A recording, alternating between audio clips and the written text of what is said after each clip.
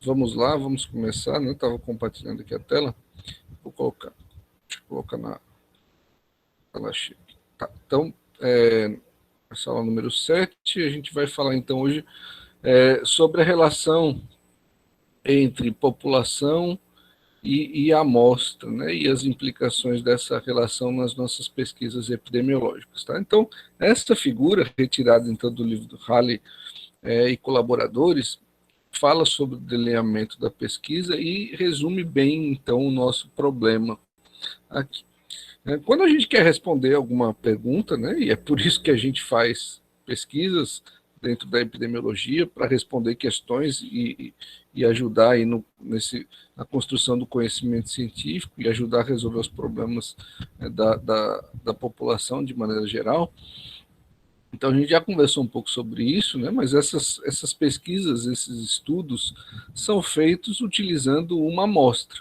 Né? Por quê? Por uma questão de viabilidade. Mas nós queremos sempre resolver problemas da população. Então, a gente quer responder perguntas, quer resolver problemas da população, mas a gente não consegue, né, consultar toda a população para responder essas perguntas, então a gente pega uma amostra desta população. Tá? Então é mais ou menos numa relação, quando vocês estudam lá no ensino fundamental, no ensino médio, conjuntos, né, quando os professores falam daqueles diagramas, né, professores de matemática, deixa eu botar aqui uma caneta. Aí assim, né, a gente tem um conjunto que é a população, e aí a gente vai pegar uma parte desse conjunto, que é a amostra, né, para fazer o nosso estudo. Então a amostra vai ser o quê? Vai ser um subconjunto da população. Basicamente é isso. Mas que subconjunto é esse? Né? Será que é qualquer subconjunto? Outra questão, como que eu calculo o tamanho desse subconjunto? Né? Então, existem técnicas para se calcular o tamanho do subconjunto, né? Existem técnicas para selecionar esse subconjunto, e é um pouco disso que a gente vai falar hoje. Até a gente vai falar mais das formas de seleção do que o cálculo do tamanho amostral, porque o cálculo do tamanho amostral, eu vou comentar um pouco sobre ele, né, mas não vou centrar nele, por quê? Porque ele depende de conceitos que vocês vão ver depois em bioestatística no próximo período. Então, aí vocês vão se aprofundar aqui, né, e dentro da teoria da inferência estatística, vocês então vão ver como calcular o tamanho de uma amostra. Então, não vai ser o objeto do nosso curso aqui, calcular o tamanho da amostra. Eu vou falar mais hoje das formas, então, de a gente fazer essa seleção. Isso é a teoria da amostragem, né? Então, como que a gente pode selecionar essa amostra? É disso que a gente vai falar. Tá? Bom, essa figura, então, retirada do livro do Halley, ela resume bem o nosso problema. Então, quando a gente quer fazer um estudo, a gente vai ter o quê? E isso o Nassib trabalha muito bem com vocês lá na metodologia. A gente vai ter uma questão de pesquisa, que é o que centra, né? Por isso que quando a gente começa lá na metodologia com PECO, com PICO, a depender do tipo de trabalho, a gente começa o quê? Delimitando a nossa questão. Qual é a questão que a gente quer responder? E a partir disso, né, o Nassib vai trabalhando com vocês, que a partir da questão de pesquisa, ela estando bem delimitada, você consegue, simplesmente com algumas mutações, ali, tira uma interrogação, troca um verbo, faz uma pequena alteração, você consegue definir qual é o seu objeto de pesquisa, quais são as variáveis, então, que você vai precisar mensurar, medir, para responder a essa questão. E aí, a partir disso, quais são os objetivos específicos, porque aí você pode definir também os dados complementares, outros dados, além da variável primária e secundária, que estão relacionados à sua exposição e ao seu desfecho.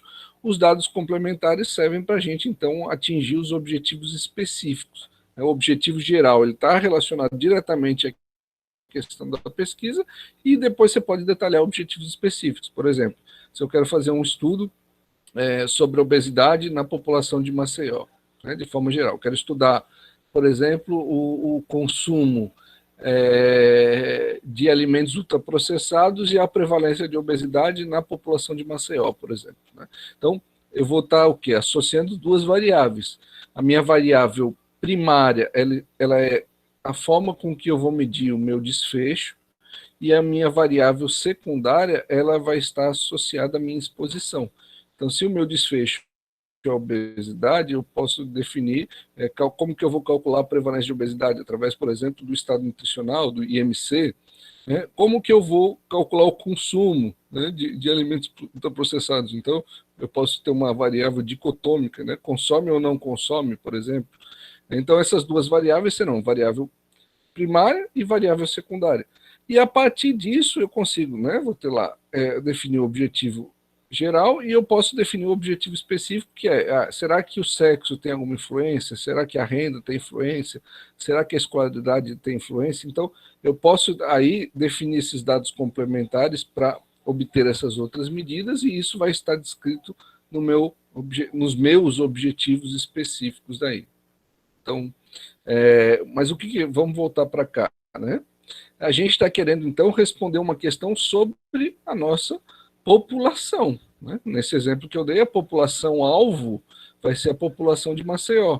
O fenômeno de interesse, eu estou querendo estudar a associação entre obesidade e alimentos ultraprocessados. Então, eu estou querendo responder uma questão sobre a minha população. É uma verdade que ela já existe. A gente só está atrás de descobrir essa verdade, mas essa verdade já existe. Quando a gente vai produzindo conhecimento científico, né, essa é uma das questões que a gente discute no primeiro período, tudo que a ciência vai descobrindo, essas questões já existem, a gente só estão aí no universo para a gente descobrir. Então, por isso que o autor chama uma verdade no universo. Então, a gente parte daqui, né, quando a gente vai produzir as nossas pesquisas.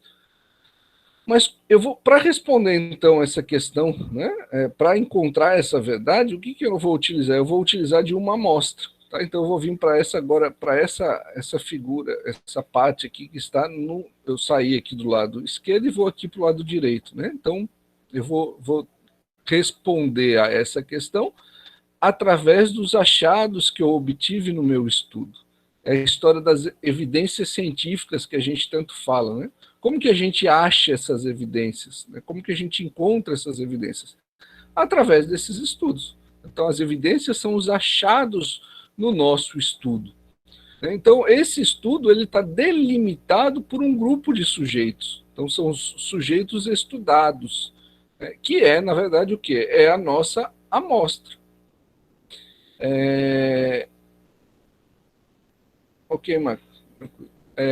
Bom, e aí a gente vai discutir hoje como é que a gente delimita essa amostra. Então, existem técnicas para isso que estão associadas a quê? Né? Estão associadas à validade interna e externa, estão associadas aos erros. Tá? Então, quando a gente faz um estudo baseado numa amostra, o nosso objetivo é o quê? É generalizar ele para essa população, é que os nossos resultados sejam válidos para a nossa população. E aí o que a gente vai discutir hoje é um pouco como é que a gente faz isso.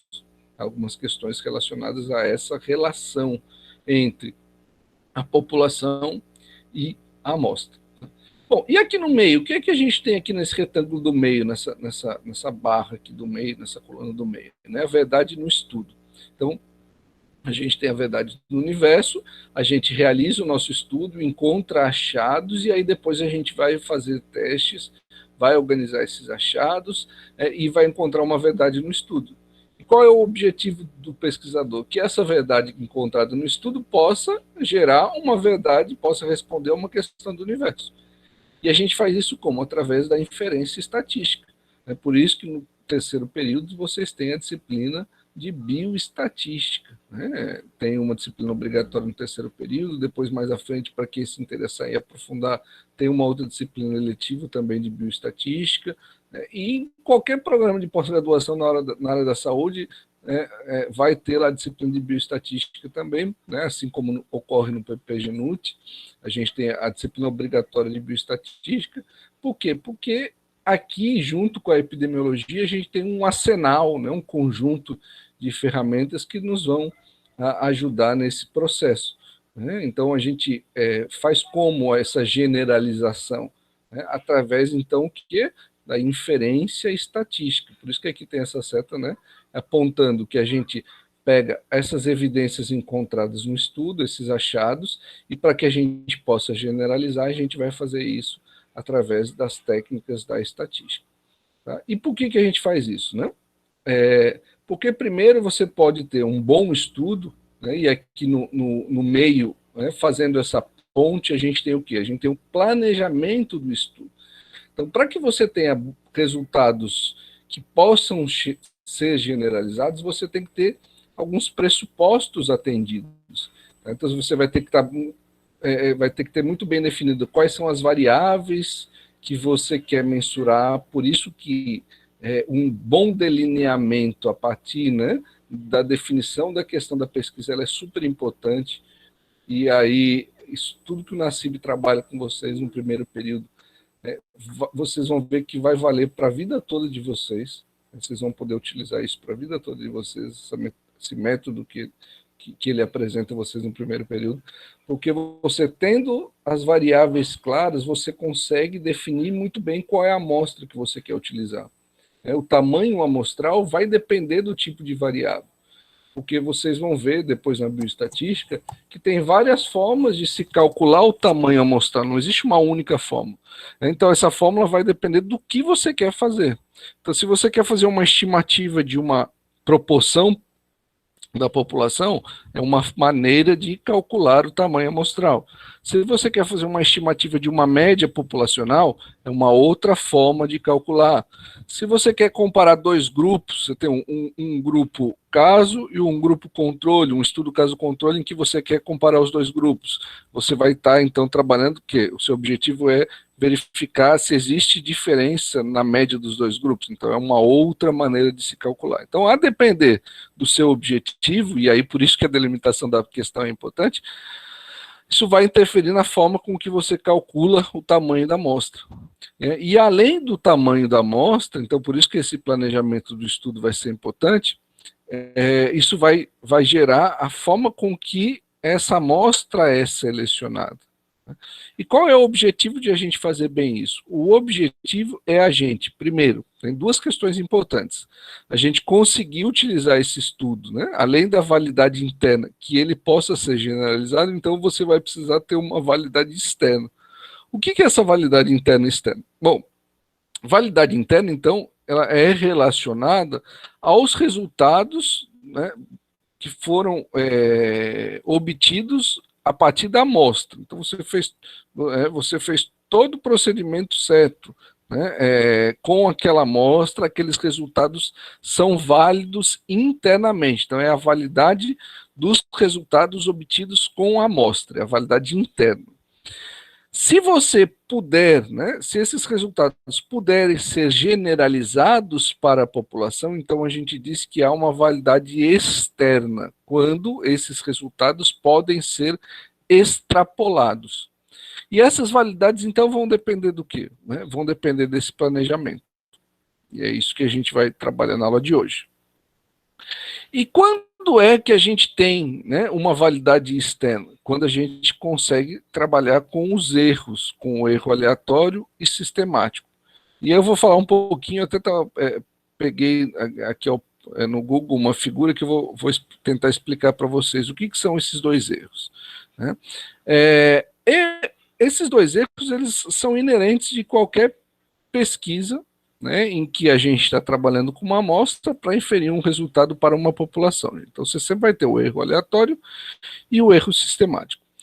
O erro aleatório é um erro invisível, que a gente não consegue ver, a gente, então, portanto, não consegue controlá-lo. Né? Já o erro sistemático é o erro que a gente vai ter como objetivo reduzi-lo dentro da nossa pesquisa. Tá? Tem uma figura que eu achei aqui no Google, achei interessante trazer para vocês, para tentar explicar essa diferença. Imagine o seguinte, você tem um canhão e um alvo. Né? E aí você vai disparar vários projéteis, né, a partir do canhão no alvo. Então você vai ter 4 situações diferentes, né? A, B, C e D. Eu tirei desse site aqui, depois vocês podem dar uma olhada. Né? Então vamos lá, vamos analisar essas 4 situações. Então o alvo é essa parte preta aqui no meio. Então qual é o objetivo de um atirador, né? Isso que ele está lá fazendo o treinamento, ele tem que procurar acertar o máximo possível dentro do alvo, aqui dentro dessa bolinha preta. Tá? Então atirador ele vai disparar lá os projéteis do canhão para o alvo e o resultado é esse aqui, ó. Os projéteis estão concentrados nessas bolinhas vermelhas aqui em cima, tá? No canhão A. No B, a gente tem isso distribuído dessa outra forma, né? As bolas estão nesse círculo azul claro, tá? E distribuídas de maneira uniforme. Tá? No C, né, no canhão C, as bolinhas estão todas aqui dentro do alvo, né, da parte preta, tá? Seria a situação ideal, né? Esse atirador acertou tudo no alvo, lá no centro do alvo. E o D, né, é essa outra situação. Tá bom? Então, qual a relação dos erros, né, tanto do erro aleatório quanto do sistemático, com essas quatro figuras? Tá? Então, vamos entender. Nessa primeira figura, né, o que a gente pode perceber? A gente percebe que os tiros, né, estão concentrados numa região, tá? Só que com erro, porque eles estão fora do alvo.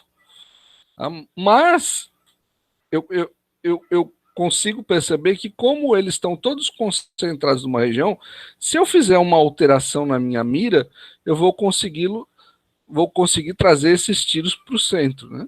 Então eu tenho aqui, né, um erro aleatório pequeno, quase zero, porque os pontos estão concentrados, né, estão muito próximos, e um erro sistemático maior. Por quê? Porque eu consigo orientar, né, eu consigo corrigir o meu canhão, né, para que os tiros fiquem concentrados aqui no meio. Então, essa coisa de corrigir o canhão, imagine o seguinte, ó, que dentro da pesquisa da saúde, esse canhão fosse um instrumento de medida que você está utilizando para obter os seus resultados. Né? Então, nesse caso, né, vamos supor que você fez uma série de medidas e comparou, né, com um padrão ouro, vamos dizer assim, o padrão ouro é o resultado mais próximo da realidade que a gente conhece.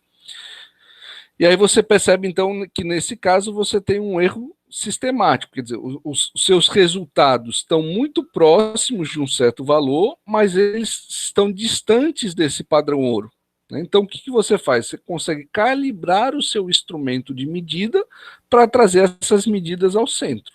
Tá? Então, aqui nesse primeiro caso, a gente tem um erro sistemático alto e um erro aleatório baixo.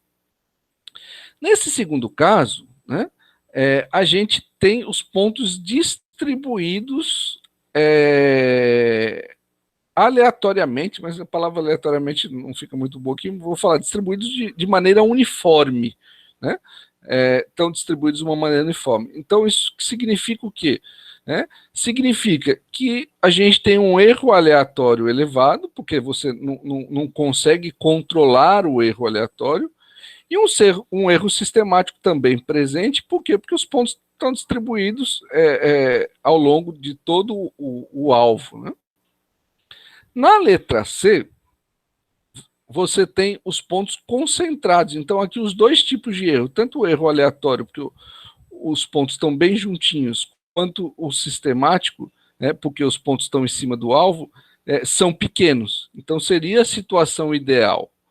Os pontos estão concentrados em torno do seu alvo.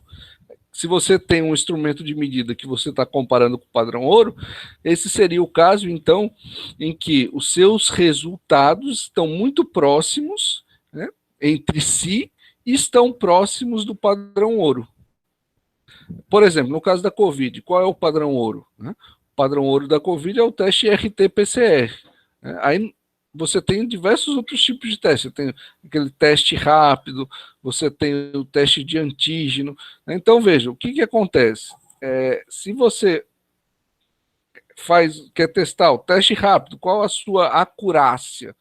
A gente acabou não trabalhando isso, não vamos conseguir trabalhar, mas a acurácia, porque quando a gente fala de teste, você tem duas medidas importantes ali. Você tem a sensibilidade do teste e a sua eficácia. A acurácia está relacionada à precisão do teste. Então, tem até uma forma de você medir isso, que é através de uma curva chamada curva ROC. que a gente consegue calcular a acurácia de um teste. Bem, então aqui a gente tem uma precisão, né? Porque os nossos resultados estão próximos entre si e estão próximos do padrão ouro. No caso da Covid, que eu estava citando como exemplo, seria o teste de RT-PCR. Se eu fosse testar, né, um teste rápido, um outro teste, e comparar o resultado com o RT-PCR, nesse caso, os resultados desse meu teste rápido estariam próximos entre si e estariam próximos do padrão ouro, que é o RT-PCR.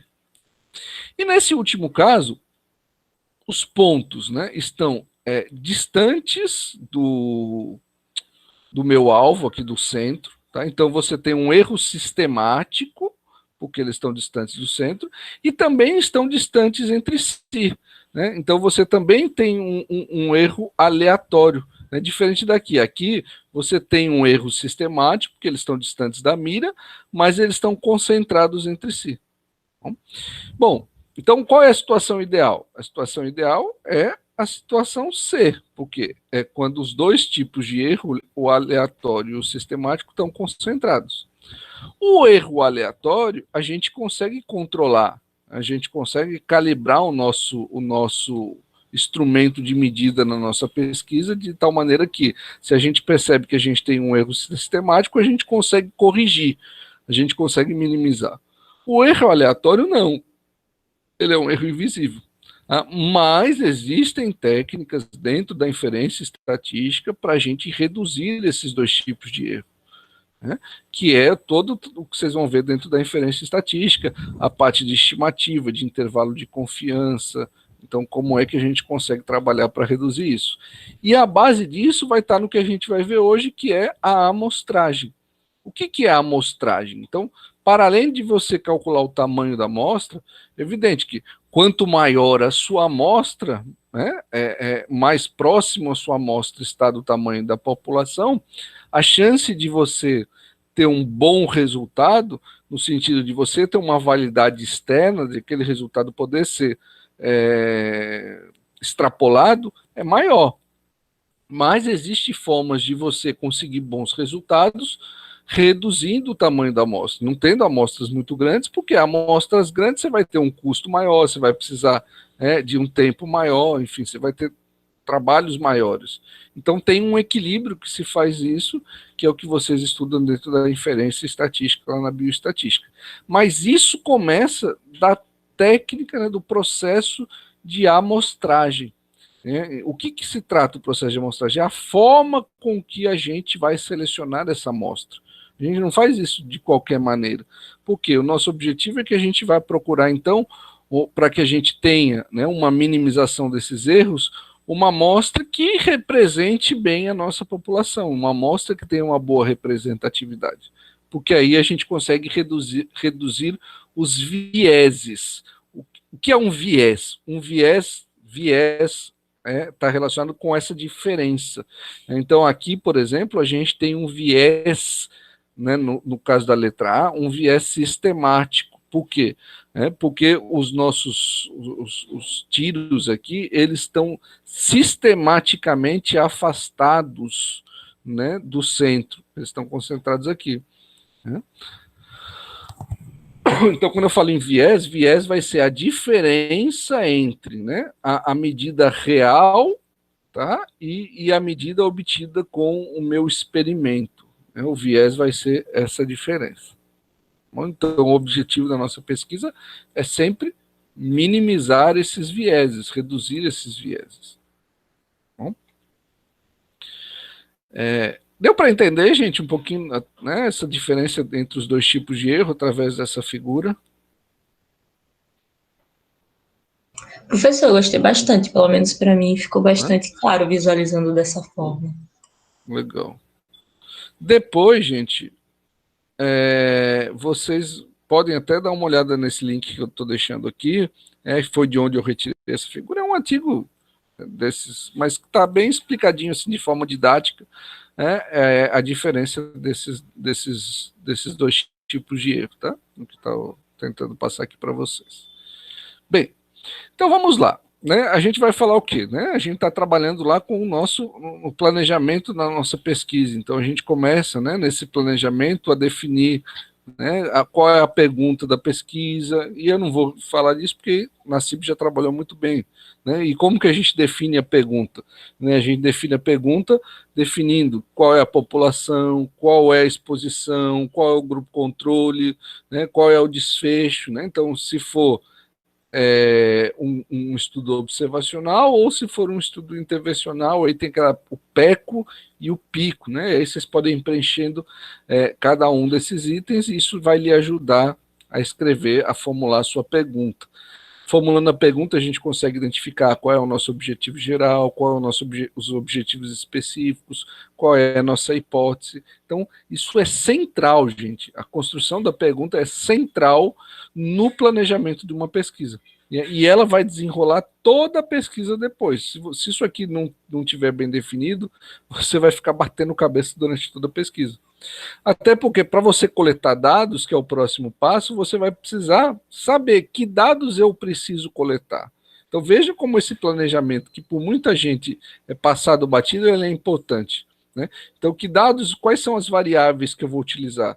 É por isso que o Nassim bate bem com vocês, né? Vou medir, se o meu trabalho for medir ansiedade, enfim, como que eu vou medir ansiedade? Qual é a variável que eu vou utilizar? Qual é o instrumento que eu vou utilizar? Né? Se o meu trabalho for para analisar a associação cujo desfecho é diabetes, então como é que eu meço diabetes? Qual é a variável que eu vou utilizar? Né? Se for pressão arterial, como que eu meço pressão arterial? Então, para você coletar os dados, você precisa ter muito bem definido quais são as suas variáveis. Tá? E dentro, né, do trabalho, o objetivo geral vai guardar lá, vai relacionar a variável primária e a variável secundária. São as duas variáveis principais do estudo. E a partir delas vocês podem depois definir os dados secundários.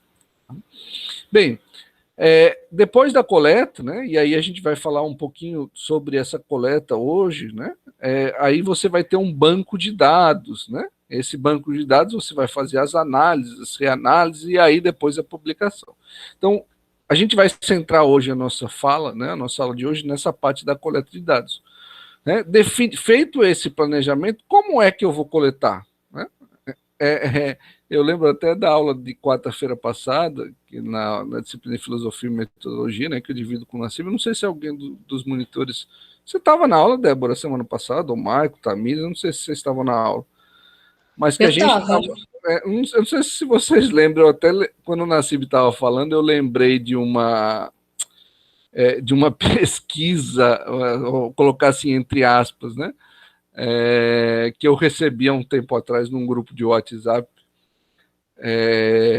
que era assim, era um título desses bem bizarros, gente, que era assim, era uma pesquisa sobre a democracia, tem esses nomes bem bizarros, essas coisas que rolam no grupo de WhatsApp, né? E aí tinha um cabeçalho assim, quando você abriu o link, que eles falavam assim, né? A gente está indignado porque nós nunca fomos consultados pelos institutos de pesquisa, então nós decidimos fazer uma pesquisa, né, para verificar qual é a intenção de voto para a eleição presidencial de 2022, essas bizarrices que tem na internet, né? E aí eles compartilhavam esse link para a pessoa responder. Quando eu vi aquilo, eu nem abri, né? Porque, enfim, sei que não tem sentido nenhum. Mas por que eu estou falando nisso, né? Porque, veja só, como é que esses institutos de pesquisa fazem as pesquisas eleitorais, né? E eu estou partindo do princípio que essas pesquisas são sérias, enfim, né? Logicamente, se algum instituto quiser manipular, vai manipular, mas eu estou partindo do princípio que é sério. Enfim, então, primeira coisa, o Brasil tem 210 milhões de habitantes, vamos supor que desses 210 milhões de habitantes, a gente tem, eu vou chutar, 150 milhões de eleitores. Né? Então, para fazer uma pesquisa de intenção de voto para presidente, eu não preciso consultar os 150 milhões de eleitores. É disso que a gente está falando. Se eu quiser fazer uma pesquisa, né, sobre algum problema de saúde da população brasileira, eu não preciso consultar todos os brasileiros. Porque se fosse isso, ficaria inviável. Imagine se a gente dependesse disso, né? Qual a dificuldade que a gente teria para financiar as nossas pesquisas cujos recursos já são escassos, né? Então, inviabilizaria as pesquisas. Então, o que os institutos fazem? Eles calculam a partir do que eles querem, né? Qual é o objetivo das pesquisas? É medir proporção, porque proporção de intenção de voto entre os candidatos. Então, o que eles fazem? Tem uma maneira de a gente calcular o tamanho amostral se a gente quer medir proporção. Então, eu vou assumir uma hipótese, vou por um estudo piloto, ou vou olhar na literatura, tem maneiras para a gente fazer isso. A gente assume uma hipótese e calcula, então, o tamanho amostral, né? E depois de definir o tamanho amostral, né? Nessas pesquisas eleitorais que eu estou citando como exemplo, né? Porque é bem fácil, né? Sempre tem na imprensa as pesquisas eleitorais. Vou citar o caso do Brasil, né? Tem, vamos supor, 150 milhões de habitantes. Se vocês forem olhar o N das pesquisas, o N é o tamanho da amostra, você vai ver que essas pesquisas são feitas com 2.000 pessoas, normalmente aí 2.000 e poucas pessoas. Alguém pode perguntar, poxa, mas como que eu consigo fazer uma inferência da população com 2.000 pessoas, 2.000 eleitores, né? Então tem uma técnica para isso. E o princípio, né, o início disso é na amostragem, a técnica da amostragem. O que é a amostragem? O que eu estou falando quando estou me referindo à amostragem? Né, depois de definir o tamanho da amostra, são 2.000 eleitores. Como é que eu vou selecionar esses eleitores? Porque, veja, se eu for dentro do sindicato dos metalúrgicos, né, eu estou falando isso de forma sem qualquer juízo de valores, gente. Eu lembrei de sindicatos metalúrgicos porque o Lula a base dele, né, social, talvez começou dentro do sindicato, mas imagine se você for para um reduto petista nesse sentido, né, e pegar 2.000 pessoas e perguntar para essas 2.000 pessoas para quem você vai votar, talvez 90% dos votos seja para o Lula, ou até mais, né? Da mesma forma que, talvez se você for para um reduto bolsonarista, estou pegando esses dois exemplos que a gente tem hoje na política brasileira, né, e perguntar, né, para quem vai votar, talvez nesse grupo, se você pegar 2.000 pessoas desse grupo, 90% dos votos, né, o resultado da minha pesquisa vai ser para o Bolsonaro. E qual a validade dessas pesquisas? Né? Nenhuma. Por isso que essa pesquisa que eu citei como exemplo, que eu recebi no WhatsApp, não tem sentido nenhum, porque, veja, se eu sou bolsonarista, tá? E as pessoas que estão próximas da mim, que normalmente existe uma tendência, assim, de você se aproximar com pessoas que você tem afinidade, né? Então, se eu só mando para pessoas que, né, que fazem parte do meu ciclo de amizade, que pensam de forma muito parecida comigo, eu mando esse link para essas pessoas, e essas pessoas vão responder a essa pesquisa, né? O resultado vai ser um resultado que não tem nenhuma validade externa, né? Não vou poder extrapolar esse resultado para a população brasileira.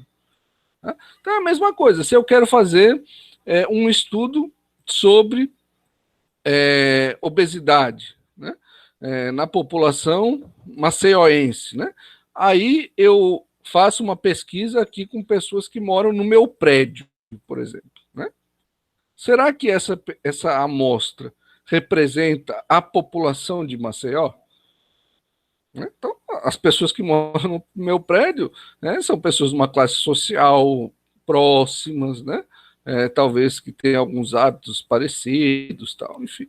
Né? Então, isso não tem nenhuma representatividade da população maceióense.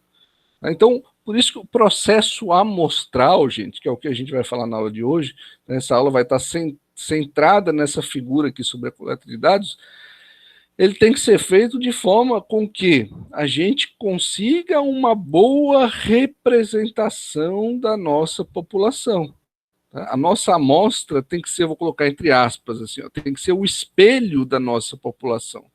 Tá? Então, existe formas de fazer isso, e é o que a gente vai falar nessa aula de hoje. Tá? Por que isso é importante? Para que nosso estudo tenha tanto validade interna, a gente vai trabalhar adequadamente esses dados, quanto validade externa. A gente vai conseguir extrapolar esse resultado para a nossa população. Né?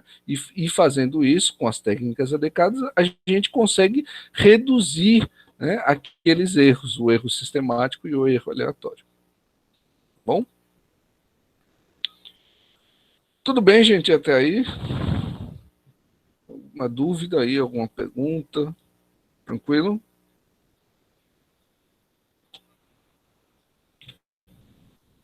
Tá? Então a gente vai começar respondendo essa pergunta, né? E aí, de onde eu coleto esses dados? Tá? Então a gente vai coletar esses dados da nossa população. Então a gente vai definir dentro da nossa população qual é a nossa população. Né? Aí depois, né, definida a população, como que eu vou selecionar a minha amostra? Então é assim que a gente coleta os dados. Então, qual a relação entre população e amostra? Então, se vocês lembrarem daquele desenho que eu fiz no início, né, lá no primeiro slide, esse aqui, o que é a amostra? A amostra é um subconjunto da população. Tá? Então, a amostra é parte dessa população. Tá? Como é que nós vamos selecionar essa amostra? A gente vai começar a ver isso um pouco, falar disso um pouco. Tá? Mas antes de falar nos processos de amostragem, vamos falar um pouquinho sobre essa relação entre população e amostra. Então, população é um conjunto completo de pessoas que apresentam determinadas características em comum. E a amostra é um subconjunto da população. Então, por exemplo, a população pode ser, né, a população de Maceió, né, ou pode ser a população de Alagoas, né, pode ser a população brasileira. Né? Nesse caso, qual o que tem de comum nesses exemplos que eu dei, né? Então, a população de Maceió, o que tem de comum nessa população? São as pessoas que vivem numa cidade. Né? Se eu falar da população de Alagoas, são as pessoas que vivem no estado. Se eu falar da população brasileira, as pessoas que vivem, né, num país. Então, aí a característica que eu estou usando para definir a população é o local. Né? Eu poderia usar outra característica, né? Eu poderia falar assim, bom, eu quero fazer um estudo sobre os idosos que residem em Maceió. Então eu vou ter uma outra característica, além da localidade, né, que são as pessoas que residem em Maceió, os idosos. E aí eu vou ter que definir, bom, o que são os idosos? Né? Então, pela legislação brasileira, idosos são pessoas que têm ao menos 60 anos. Então, nesse meu estudo, eu vou incluir as pessoas que residem em Maceió que tenham pelo menos 60 anos. Tá? Eu posso fazer, né, como está nessa figura aqui, ó, um estudo com adolescentes da cidade de Maceió em 2016. E aí eu vou ter que definir o que são adolescentes, né? Eu vou ter que procurar lá na literatura, vou ter que procurar a definição de adolescentes. Né? Existe uma faixa etária ali que é considerada adolescência. Alguém sabe qual é a faixa etária que é considerada adolescência? Professor, acredito eu que é entre 12 e 17 anos. Certo. Vamos supor que seja, eu não sei, gente. Estou perguntando porque eu não sei. Então você vai considerar lá em 2016, porque você está falando de idades, vai mudando ao longo do tempo. Então, em 2016, você vai pegar quantas pessoas entre 12 e 17 anos, considerando essa faixa etária, residem em Maceió. Então, essa vai ser a sua população. Né? Vou chutar, vamos supor que tenha 100 mil pessoas, 200. Eu vou chutar 100 mil pessoas. É um chute, tá, gente? 100 mil pessoas. Então, a minha população, nesse caso, tem 100 mil pessoas. Tá? Bom, aí depois eu vou fazer o cálculo amostral para saber, bom, quantas pessoas eu preciso considerar, né, a minha amostra vai ter nesse estudo. Então, a amostra vai ser parte dessas 100 mil pessoas, né, parte desses 100 mil adolescentes que residem em Maceió, ou que residiam em 2016. Então, por exemplo, né, adolescentes estudantes das escolas selecionadas de um determinado distrito da cidade de Maceió em 2016. Deixa eu ver o que o Maico está falando aqui. De acordo com os artigos, aí é de 13 a 19. Enfim. Aí tem geralmente essa variação, gente. Se a gente fosse fazer uma pesquisa, a gente precisaria procurar lá nas referências, na legislação, qual é a idade, tá? Bom, agora veja, eu pergunto a vocês, se a minha população são adolescentes da cidade de Maceió, vocês acham, né, que essa população aqui é uma população adequada, que representa bem, desculpa, essa amostra aqui, tá? Se isso fosse a amostra, tá? Vocês acham que essa amostra representaria bem a minha população?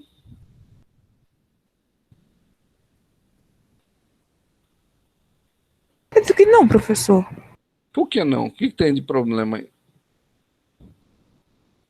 Você está falando em representar toda a população, não é isso? Isso. A população do meu estudo são adolescentes da cidade de Maceió, em 2016. Tá? Vocês acham que se a minha amostra fosse adolescentes estudantes das escolas selecionadas de um determinado distrito da cidade de Maceió em 2016? Então, eu ia pegar na minha amostra a partir dessa informação aqui. Vocês acham que eu teria uma boa amostra, uma amostra representativa dessa população?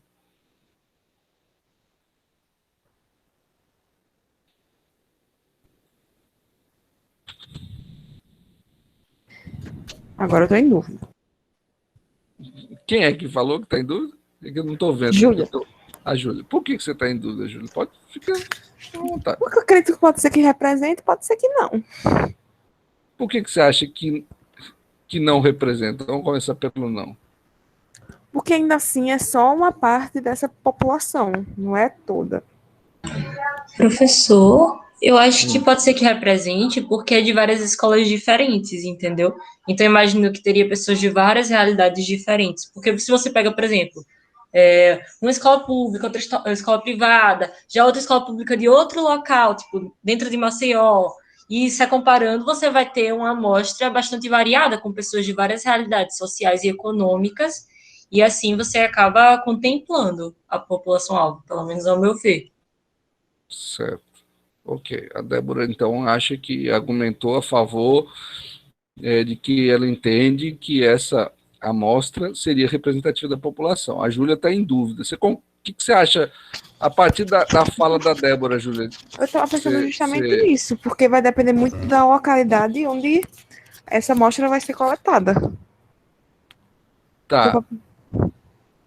Perfeito. Por exemplo, mesmo que eu levar numa escola particular, se for em um bairro mais periférico, digamos assim, vai ser diferente de uma escola particular ou pública de um bairro mais nobre. Entendeu? Essa é a minha dúvida. Perfeito. A sua dúvida também concordo com a Júlia, professor. Também estou nesse raciocínio. Certo. João, né, João?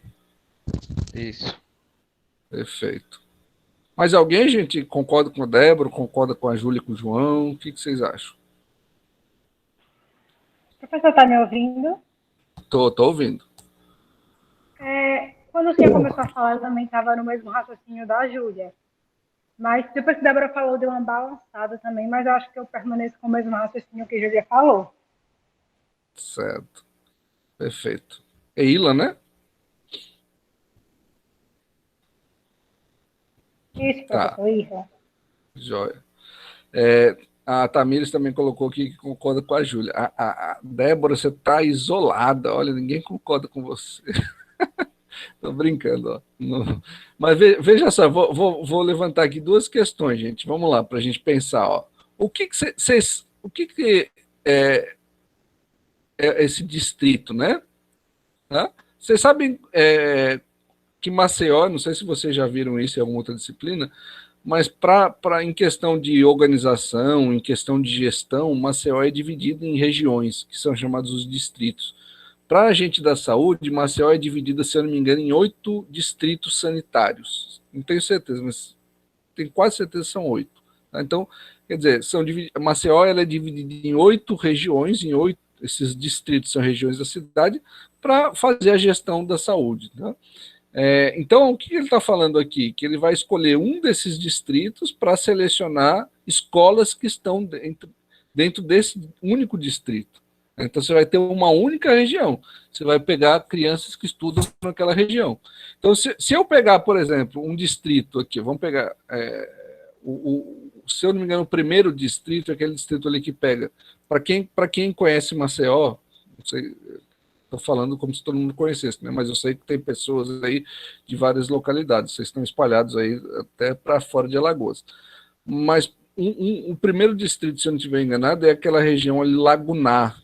É uma região em que você tem uma concentração de pessoas que vivem em vulnerabilidade. Você pega o Vergel do Lago, você pega a Ponta Grossa, ali, uma região em que você tem uma cidade completamente diferente da cidade que é mostrada para os turistas. Os turistas, quando vêm para Maceió, acham Maceió lindo. Por quê? Porque os turistas ficam... Eu tenho um amigo que fala que essa região ali da Ponta Verde, Jatiuca, Pajuçara, é a Noruega, né? Eu tenho um amigo que fala isso, porque, assim, em comparação com as outras regiões, é uma cidade completamente diferente. Então, veja, se você pegar, né, o Vergel ou pegar essa outra região mais rica da cidade, você vai ter situações completamente diferentes. Então, por isso que eu entendo que aqui a gente teria um problema. E, além disso, a gente tem um outro problema aqui nessa forma de a gente selecionar a população, nesse caso, selecionar a amostra, que é, se a minha população-alvo são os adolescentes na cidade de Maceió, tem uma outra questão, né? Eu não sei exatamente qual é a porcentagem, mas eu acredito que tem uma porcentagem de adolescentes em Maceió que não estudam, que não estão matriculados nas escolas. É triste, mas é a realidade. Então, se você vai tomar só adolescentes matriculados nas escolas, você já vai estar eliminando de cara os adolescentes que não estão matriculados. Então, é um outro problema. Então, se a minha população-alvo são os adolescentes da cidade de Maceió, eu não posso pegar só os adolescentes estudantes, né, para selecionar a minha amostra, porque aí eu já vou estar excluindo logo de cara uma parte desses adolescentes. Bom, deixa eu ver aqui, gente. Certo, Débora. Entendi. Eu entendi, Débora, que você tinha focado, você pensou em escolas separadas por toda a cidade, né? Tranquilo. Foi, eu não prestei muita atenção na parte de distrito, até porque eu nem sabia que Maceió era dividido em distritos. Aí eu fiquei pensando, em Maceió inteira, então vai estar cobrindo tudo, toda a área, sabe? Não, tranquilo. Não, mas é isso mesmo. Então, aqui, eu vejo esses dois problemas, tá? Tanto o problema da região, né, como a Débora agora colocou, como o problema mesmo de você excluir se a pesquisa, né, se a população-alvo são todos os adolescentes, quando você pega só os adolescentes e estudantes, você já vai estar excluindo os que estão fora da escola. Tá bom? Então, isso seria uma situação, né? Então, aqui, né? A população-alvo, adolescentes. Aí você vai coletar adolescentes de Maceió em 2016. Então, aí já é uma outra situação, né? Veja que aqui você já não tem nenhuma exclusão. Qualquer adolescente de Maceió pode participar da sua pesquisa, estando na escola ou não, né, em qualquer bairro de Maceió, tá? Então ele vai estar apto a ser incluído.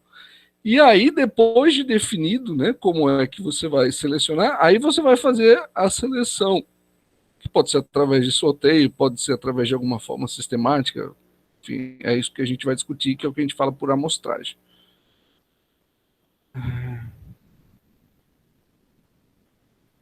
Pode falar, João.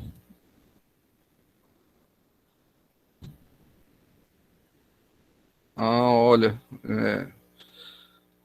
os assassinatos, então, entre os assassinatos de adolescentes, 70% eram em adolescentes que tinham abandonado o ensino, é isso? É triste, né? É um problema social muito grande, né? Até porque você tem algumas localidades que você tem adolescentes capturados pelo tráfico, por milícias, e aí ocorre mesmo de abandono do estudo, né? Porque eles acabam sendo utilizados. Enfim, é tanto problema social que a gente tem, então, mas a realidade é triste. Né? Bem, gente, então, aí a partir disso, como é que a gente, né, faz essa seleção? Tá? Então a gente vai falar um pouquinho dessa relação entre população e amostra. Tá? Então, vamos voltar para aquela figura inicial, né? Só que agora de um outro ponto de vista, que é do ponto de vista do delineamento da nossa amostra, tá? De como é que a gente vai selecionar. Então, primeiro passo, né? Então, o que a gente tem? A gente tem que estar definido qual é a nossa população-alvo. Tá? Então, especificar características clínicas e demográficas dessa população. Bom, segundo passo, né? A população acessível. Dentro dessa população-alvo, você consegue acessar qualquer pessoa dessa população? Então, especificar características temporais e geográficas. E aí, no terceiro passo, a amostra, né, pretendida. Então, através dessa população que você consegue acessar, você vai selecionar, então, uma amostra. Tá? Então, delinear uma estratégia para selecionar essa amostra. E aí a gente vai falar disso aqui, que é a amostragem. Tá? O que é a amostragem? É a estratégia que a gente vai utilizar para selecionar essa amostra. Bom, e qual é o critério? Que essa amostra seja representativa dessa população acessível. Então, a amostra sempre tem que ser representativa da população. Por quê? Né? Então, delineando critérios de seleção para o ensaio clínico sobre testosterona em dose baixa para aumentar a libido em mulheres na menopausa. Então, vamos dar uma olhada nessa figura. Tá? Então, critérios de inclusão. Né? E aí o autor fala, né, seja específico. Então, especificar populações relevantes à questão da pesquisa e eficientes para o estudo. Então, se você está querendo estudar, né, está querendo fazer um ensaio clínico, né, sobre testosterona em dose baixa para aumentar a libido em mulheres de menopausa. Então, primeiro, né, você só vai, na sua população, você só vai incluir mulheres. Né? Além disso, né, qual é a faixa etária que as mulheres iniciam a menopausa? Tem sentido eu incluir mulheres adolescentes nessa pesquisa? Não. Não, professor. Não tem sentido incluir mulheres adolescentes, porque a menopausa vai começar próximo lá. Eu não sei exatamente, a gente precisa consultar na literatura, mas eu acho que é pelo menos a partir dos 50 anos, mais ou menos, em média, né? Então não tem sentido eu incluir mulheres adolescentes. Eu vou ter que usar como critérios aí de inclusão a idade das mulheres, por exemplo. Então eu tenho que ter o quê? Né? Dentre os meus critérios de inclusão, características demográficas, né? Que são, por exemplo, né, a idade das mulheres, e aí eu posso definir, para evitar, né, confusão, por exemplo, aqui, mulheres brancas, né, talvez, eu não sei exatamente por que o autor incluiu mulheres brancas, mas pode ser, se a gente consultar na literatura, que a raça das mulheres seja uma variável de confusão, pode ser que tenha alguma diferença, então ele optou, né, por mulheres brancas entre 50 e 60 anos de idade. Tá? Depois você vai ter características clínicas. Tá? Então, ele só vai incluir mulheres que tenham um bom estado de saúde. Então, por exemplo, aqui ele vai ter que definir o que é esse bom estado de saúde. Né? Então, outra variável que ele pode utilizar na inclusão, né? Que as mulheres tenham um parceiro sexual. Por quê? Né? Se ele está querendo medir o libido, né? Então as mulheres têm que ter um parceiro sexual, enfim, tá? Ou uma parceira, né? Sem distinção de gênero.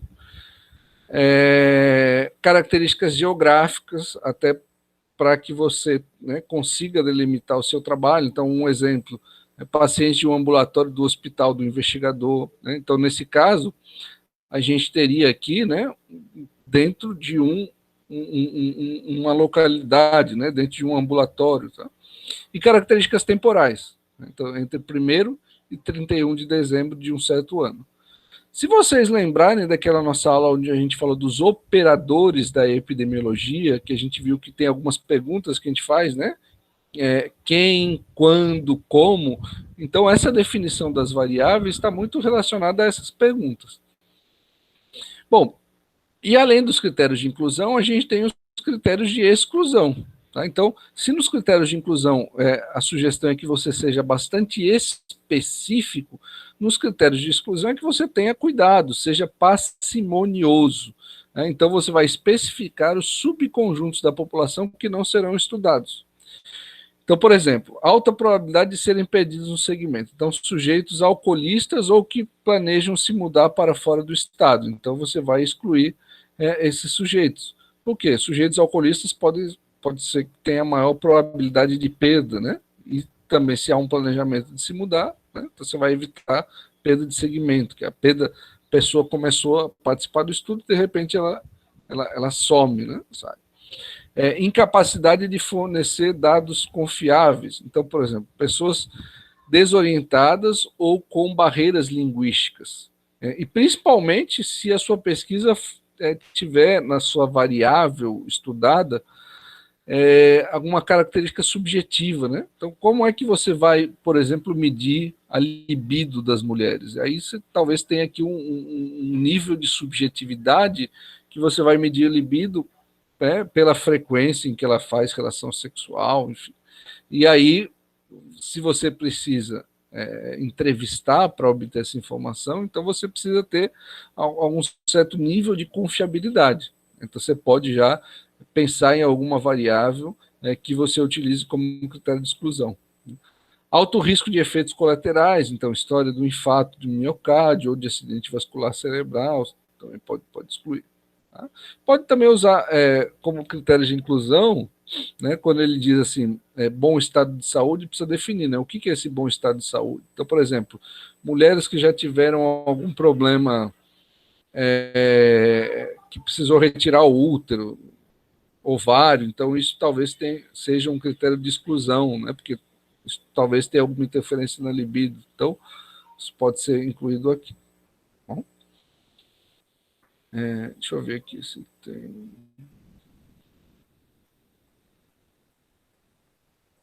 Certo. Ok.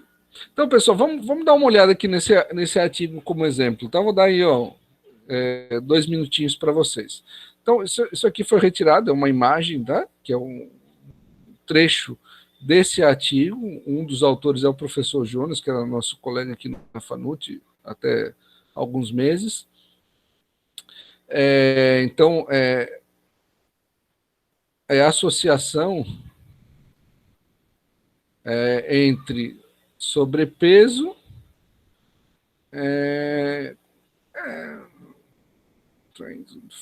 fatores associados a sobrepeso em crianças na pré-escola, né?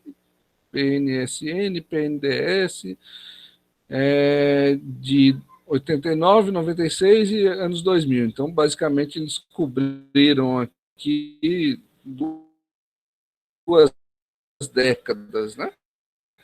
Bom, mas eu quero que vocês dêem uma olhada aqui na parte dos métodos, foi essa parte que eu fiz o recorte aqui, coloquei, e eu quero que vocês olhem aí e me respondam. Qual é a população desse estudo, tá? E qual é a amostra? Qual é a amostra que eles utilizaram para representar essa população? Tá bom? Então, daí, 2 minutinhos para vocês fazerem. Enquanto isso, eu vou correr aqui tomar um copo d'água. Pense, olha, quem é a população e quem é a amostra.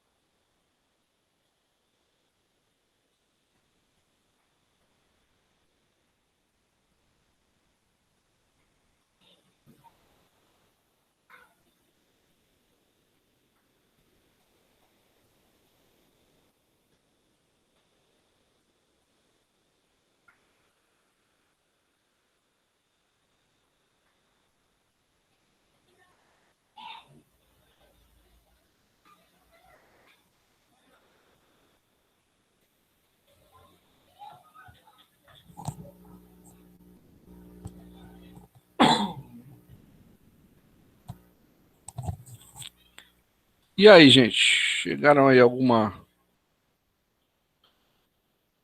conclusão? Qual seria a população desse estudo? Alguém conseguiu identificar?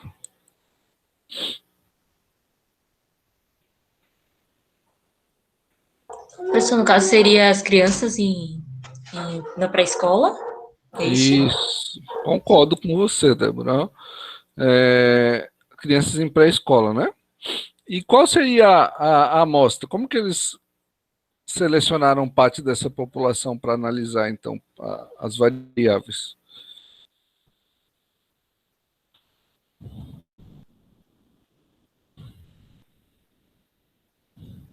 Não, tipo assim, eu não sei se foi isso que ele botou, né, nos critérios de elegibilidade, que ele falou que foram considerados domicílios que tinham pelo menos uma mulher em idade fértil para poder fazer essa pesquisa. Só Certo, não sei se é isso.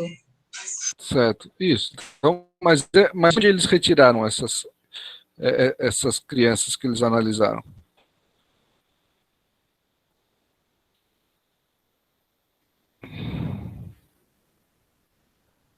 Porque aí, dentro desse local que eles retiraram essas informações, eles usaram esses critérios de elegibilidade e seleção, tá? Mas de onde que eles tiraram essas crianças para poder utilizar esses critérios? Então, quando eu li, eu achei que tinha sido esse Tadei et al., que é um trabalho, só que eu fiquei meio assim, tipo, tirar gente para poder fazer pesquisa no trabalho, eu fiquei meio sem entender. Então, vamos lá. Ele diz assim, ó, a presente pesquisa utilizou os dados do domínio público. Então, o que é um domínio público? É um site, normalmente governamental ou de alguma entidade de interesse público, tá? Que disponibiliza um banco de dados. Então, disponibiliza informações sobre a população. Então, eles utilizaram os dados de domínio público oriundos da terceira PNDS, que é uma amostra que foi coletada entre 2006 e 2007. Aqui, eu não sei se ele fala, PNDS, vamos procurar o que é essa sigla, quer ver? Deixa eu... Não lembro de cabeça o que é, mas... deixa eu botar aqui no Google só para ver.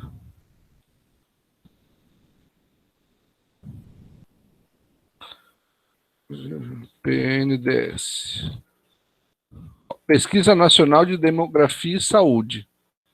Então, é uma pesquisa organizada pela OPAS, que é a Organização Pan-Americana de Saúde, periodicamente, acho que em parceria com o Ministério da Saúde aqui no Brasil, e eles retiraram, então, os dados da PNDS de 2006 e 2007, né? Tá aqui.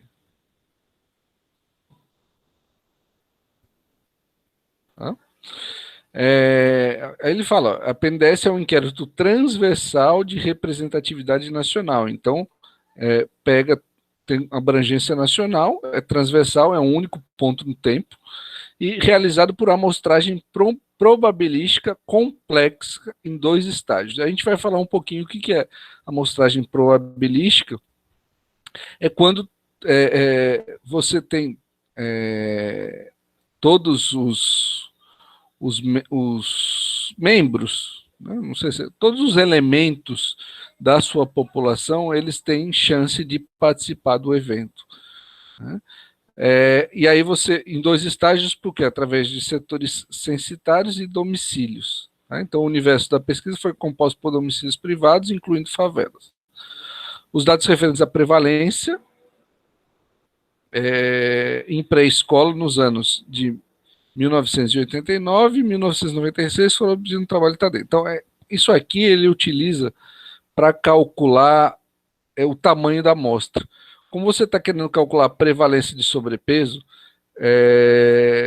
para você definir o tamanho da amostra, a gente precisa de uma informação de prevalência do sobrepeso na população. Então, ele pelo que está falando aqui, eles tiraram essas informações desse trabalho do Tadei. Tá? Então, isso é para calcular o tamanho da amostra.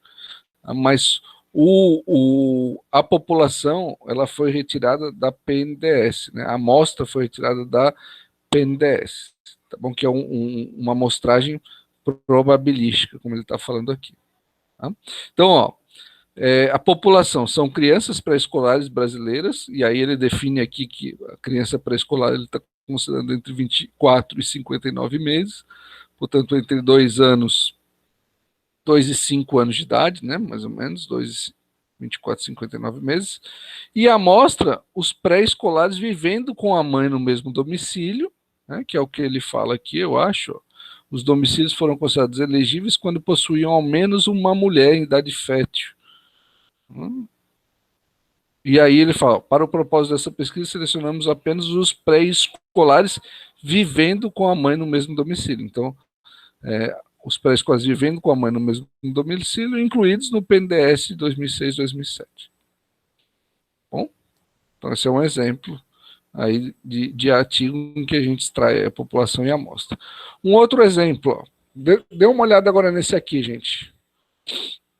Nesse segundo, para a gente ver qual é a população e qual é a amostra estudada nesse caso.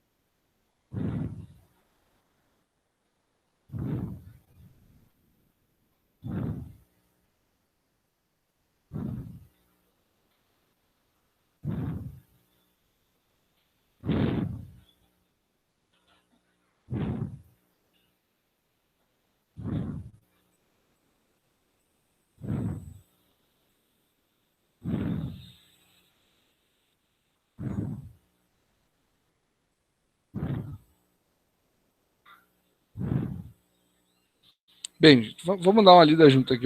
Dá um tempinho para vocês darem uma olhada para a gente. Ó. Então, é uma pesquisa, né, de intervenção, então, um ensaio randomizado controlado, né, o título é Redução do uso de açúcar em escolas públicas. Ensaio randomizado por conglomerados, tá? Então, está aqui, conduzido em 20 escolas municipais na cidade metropolitana de Niterói, de março a dezembro de 2007. As 36 escolas municipais estavam distribuídas em 5 polos. 20 foram selecionadas de 3 polos, que apresentavam características demográficas e socioeconômicas semelhantes. Então, veja, a população qual é? Né? Então, a população são as escolas públicas, né, de Niterói. Né? São 36 escolas. A população é formada, então, pelas escolas públicas. Eu não sei... veja, quem está participando são as merendeiras da escola. Então, a população são as merendeiras das escolas públicas de Niterói. É o município do Rio de Janeiro, né? Estado do Rio de Janeiro. Aí são 36 escolas, e eles selecionaram para participar 20, né? Então você tem uma amostra, uma parte da população. Como que essas escolas foram selecionadas? Então a amostragem aqui foi feita através de conglomerado. O que é conglomerado? Utiliza-se, ou separa-se isso por regiões. Então essas 36 escolas estavam distribuídas em 5 polos. Seria a mesma coisa dos distritos sanitários que eu falei, 5 distritos, 5 regiões. Dessas 5 regiões foram selecionadas 3. E aí nessas 3 regiões, nesses 3 polos, a gente tinha 20 escolas. Então participaram da pesquisa as 20 escolas que estavam nesses 3 polos. E eles consideraram, então, porque esses 3 polos apresentavam características demográficas e socioeconômicas semelhantes. Aí ele fala como é que foi feito. Um grupo ficou no grupo de intervenção, no outro grupo controle, e depois o terceiro polo, 3 foram sorteados para o grupo de intervenção e 3 para o grupo de controle. Bom, aí vai falar. E aí tem o organograma, né, o fluxograma, melhor dizendo, de como é que a pesquisa foi feita, como que você tinha 20 escolas com 130 merendeiras, aí você teve alguns critérios de exclusão, 6 foram readaptadas, e aí ela explica aqui embaixo, os autores, merendeiras que por motivo de saúde exercem outra função na escola que não merendeira, então foram excluídas. 5 homens foram excluídos, então eles só consideraram merendeiras do sexo feminino. Um pedido de exoneração, licença médica. Então, aqui foram critérios de exclusão. Então, das 130, permaneceram 101. Dessas 101, 6 se recusaram a participar, então sobraram 95 merendeiras. Aí elas foram distribuídas aqui em 47 merendeiras. Ficaram no grupo intervenção e 48 no grupo controle. Né? E aí você teve algumas perdas de segmento, ela explica por quê. Tá. No final do estudo, a gente teve 41 merendeiros no grupo de intervenção e 43 no grupo controle. Bom, gente, e acho que um terceiro e último aí, né? Esse é estresse oxidativo e micronutrientes na hanseníase. Né? Um terceiro estudo. Dá uma olhadinha aí rápido para a gente ver do que se trata.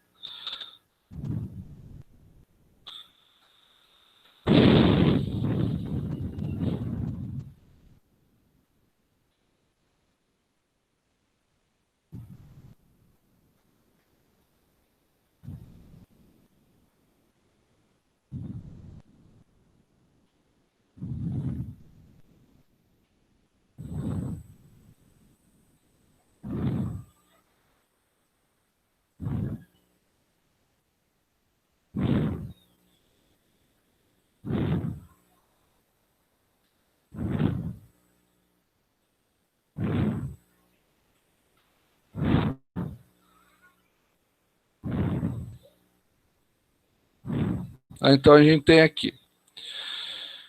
Trata-se, né, de um estudo com pacientes de hanseníase, tá? Aqui no inicial ele está falando.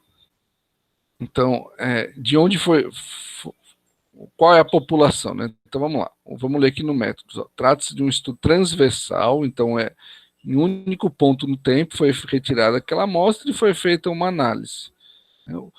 Foi feito no Hospital das Clínicas da Faculdade de Medicina de Ribeirão Preto, aqui está falando que foi aprovado no Comitê de Ética, né? Então, a amostra foi constituída por 52 pacientes portadores de hanseníase multibacilares e paubacilares, usuários do ambulatório de dermatologia de um hospital público universitário. E aí fala, os critérios de inclusão foram idade adulta, diagnóstico confirmado para hanseníase, ausência de comorbidade, não estar em uso de tratamento poliquimioterápico. Né? Em virtude da não existência dos valores de referência para marcadores de estresse oxidativo, foi selecionado um grupo controle composto por 30 indivíduos com os seguintes critérios de inclusão: idade adulta, saudáveis e ausência de comorbidades. Então, você tem 52 pacientes portadores de hanseníase e um grupo controle com 30 indivíduos. Bom, então, você tem aí dois grupos, né? No total, a gente tem 82 pacientes. Bom? Bem, mas vamos lá. Por que realizar uma amostragem, gente, tá? Então, a amostragem tem como objetivo garantir que a gente vai ter uma amostra representativa da população. Tá? De tal maneira, então, que a gente consiga, com isso, diminuir os erros inerentes ao processo de inferência estatística. Né? E que para que a gente, então, possa ter nos nossos resultados uma validade externa, além da validade interna inerente ao processo, que a gente tem a validade externa.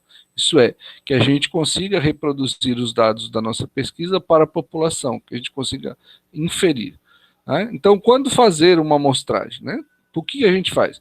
A gente faz para ter economia de dinheiro e de tempo. Então, se você, em vez de coletar a informação da população de Maceió para 1 milhão de pessoas, você vai pegar uma amostra com 1.000, 2.000 pessoas. Você vai ter uma economia de tempo e dinheiro. Melhor operacionalização e controle de qualidade da implementação da pesquisa. E a amostragem possibilita persuadir os selecionados a participar da pesquisa ou recuperar mais facilmente dados perdidos ou incompletos.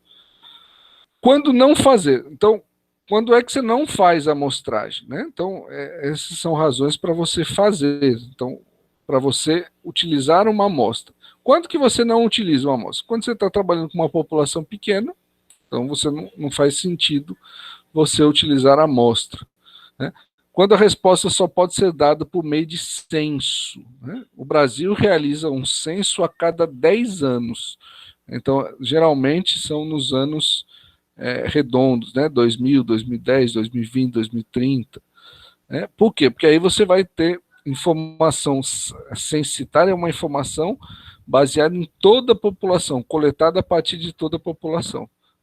Por conta da pandemia, a gente teve um atraso, o censo deve estar sendo realizado esse ano, não sei exatamente como está, por conta estava uma polêmica de que o governo não queria realizar por conta de recursos, não sei se está sendo realizado, deveria estar, né?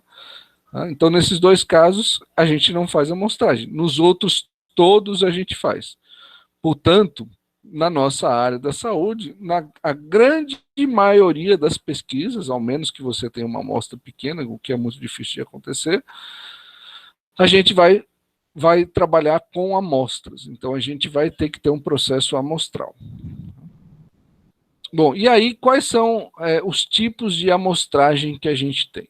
Né? Primeiro, eu vou começar a classificação por dois tipos. Amostragem probabilística, né, em que qualquer pessoa, né, qualquer elemento, qualquer participante da população, ele pode ser incluído na sua amostra, ou amostragem de conveniência. Então, amostragem não probabilística. A amostragem não probabilística é quando você já exclui uma parte da população que logo de cara ela não vai participar da sua pesquisa. Tá? Então, dentre os tipos de amostragem que a gente tem, então a gente pode classificar nesses dois grupos, amostragem probabilística e amostragem não probabilística. Dentro da amostragem desculpa, dentro da amostragem não probabilística, né, a amostragem que a gente tem mais próxima dos trabalhos que a gente faz na área da saúde não probabilística é a amostragem de conveniência. Então, o que é a amostragem de conveniência? Os pacientes atendem aos critérios de entrada e são de fácil acesso ao investigador. Vou dar um exemplo, né? Eu participei de um grupo coordenado pelo professor João, que é o nosso diretor aqui na FANUT, ano passado, 2020. Né? Ele coordenou uma pesquisa multicêntrica. Multicêntrica foi realizada em vários estados brasileiros, por isso são vários centros, né? Por isso multicêntrica. Com pacientes de Covid. O objetivo geral da pesquisa era verificar a associação entre sobrepeso e baixo peso, né, com os casos graves de Covid-19. Quer dizer, naquela discussão inicial que a gente tinha na pandemia, né, sobre as comorbidades, quais são as comorbidades em que você tem uma incidência maior de gravidade, de casos graves de Covid. Então, a gente desenvolveu esse trabalho, a gente está publicando alguns resultados sobre ele. E ele foi desenvolvido em 8, se eu não me engano, em 8, teve um estado que a gente não conseguiu incluir, mas em 8 dos 9 estados do Nordeste. Tá? Aqui em Alagoas, essa inclusão dos participantes foi feito, né, através de pacientes que a gente tinha contato na rede de atendimento. Então, os hospitais em que a gente tinha possibilidade, as UBSs, as UPAs que a gente tinha alguma entrada para conseguir coletar essas informações, né, a partir de todo o que foi aprovado pelo Comitê de Ética, né, enfim, teve todo o trâmite. Tá? Então, esse trabalho teve uma amostragem de conveniência. A gente não conseguiu pegar todos os pacientes do estado de Alagoas que tiveram Covid e, a partir disso, fazer alguma seleção. Não, a gente só utilizou pacientes que passaram por alguns pontos. Então, foram os pacientes que a gente conseguiu ter acesso. Tá? Então, foi uma amostragem de conveniência. Isso é comum, gente, né? Não é o ideal, mas é comum acontecer. Então, por exemplo, vocês estão trabalhando aí ao longo do curso, vamos supor, lá no HU, vocês vão passar em alguns momentos do curso pelo HU. E aí alguém pode, né, querer desenvolver para o TCC uma pesquisa no laboratório de oncologia do HU, com pacientes do laboratório de oncologia. Então, vai ser uma amostragem, pode ser uma amostragem por conveniência. Né?